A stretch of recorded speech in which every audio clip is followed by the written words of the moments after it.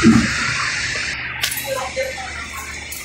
এখন আমাদের পিডিবি অথবা আরইবি যে ছিল এই লাইনটা আমাদের চলে গেছে, অর্থাৎ আমাদের বিদ্যুৎ চলে গেছে, মানে আমাদের লোডশেডিং হয়েছে, যার কারণে এটিএস সিস্টেমটা চালু হয়ে এখন জেনারেটরে চলছে, জেনারেটর বোর্ডে চলছে। এই যে আমাদের জেনারেটরের যে ম্যাগনেটিক কন্ডাক্টর এটিএস প্যানেলের, এটা এখন দেখতে পাচ্ছেন যে এটা অ্যাক্টিভ, এটা ডিঅ্যাক্টিভ।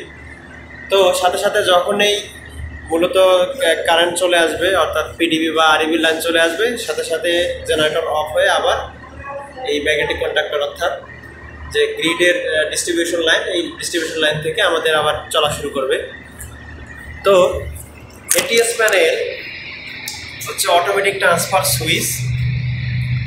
এই অটোমেটিক ট্রান্সফার সুইচের মাধ্যমেই হঠাৎ করে লোডশেডিং দেখা দিলে বা বিদ্যুৎ চলে গেলে সাথে সাথে জেনারেটর স্টার্ট করে সেই লাইনটাকে আবার পুনরায় লোডে সরবরাহ দেয় এই এটিএস প্যানেলের কাজ, যেটা এই এটিএস প্যানেল করতেছে। দেখতে পাচ্ছেন আমাদের অটো মোডে দেওয়া আছে, এখন জেনারেটরে ইন্ডিকেটর জ্বলতেছে অন ল্যাম্প।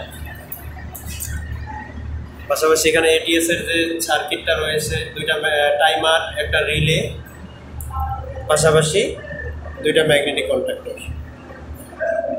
তা আমি সরাসরি লাইভেই দেখালাম যে বিদ্যুৎ চলে গেলে জেনারেটরের মাধ্যমে কিভাবে অটোমেটিক স্টার্ট হয়ে অটোমেটিক চলতে থাকে। দেখেন এখানে কিন্তু কোনোভাবে আমাদের কিছু করতে হয় না যতক্ষণ অটো মোডে থাকে আর কি।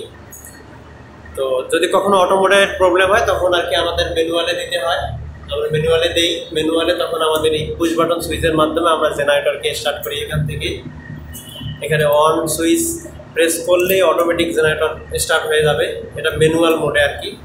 আর অটোমেটিক মোডে থাকার কারণে আমাদের এখানে কোনো কিছু প্রেস করতে হবে না। বিদ্যুৎ চলে যাওয়ার সাথে সাথে 10-15 সেকেন্ডের মধ্যেই জেনারেটর অটোমেটিক স্টার্ট হবে এবং লাইন চেঞ্জ হবে, যেটাকে আমরা বলতেছি অটোমেটিক ট্রান্সফার সুইচ প্যানেল। তো এটাই হচ্ছে এটিএস সিস্টেম। ধন্যবাদ, আসসালামু আলাইকুম।